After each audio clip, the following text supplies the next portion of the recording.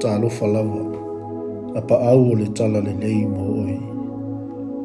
O i tātou o tangata o le li. Na ia whaatawina i tātou ma le nofupolonga i le angasala ma le oti. O tātou tu inatu ma le loto malie o tātou ola i ona au. E tusa lava po a mea tātou te whaia, po o whea tātou te oi ai. O lona alofa tu noa e whaatasi mai tātou.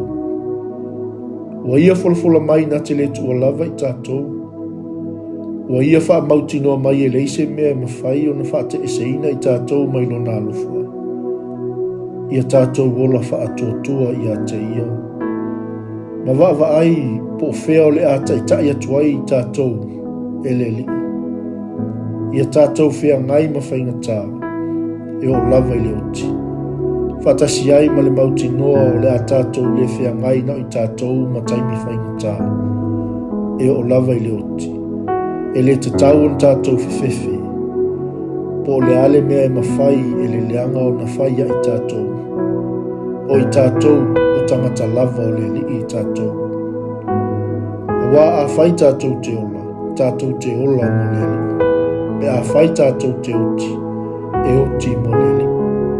O le nei, pe ola, pe oti tātou, o tangata lava o le li i tātou. Lo mātou te mā ui le lani. Whaftai mo le awina mai o lo walo e tongi ola. Le ali ie Yesu. Whaftai mo lo fio mai le lalolanga. E to tongi le tau o la uang sala. Ma awina mai le ngampa ia vea mo ua fio anga i to tonu ia te au. O te tu watu lo uola, ma wha au ngā mo lo fina ngalo. O te malosi ia le to ilalo lo wha tua i le whea ngai ai malu i tau sili o na leanga o le olanga.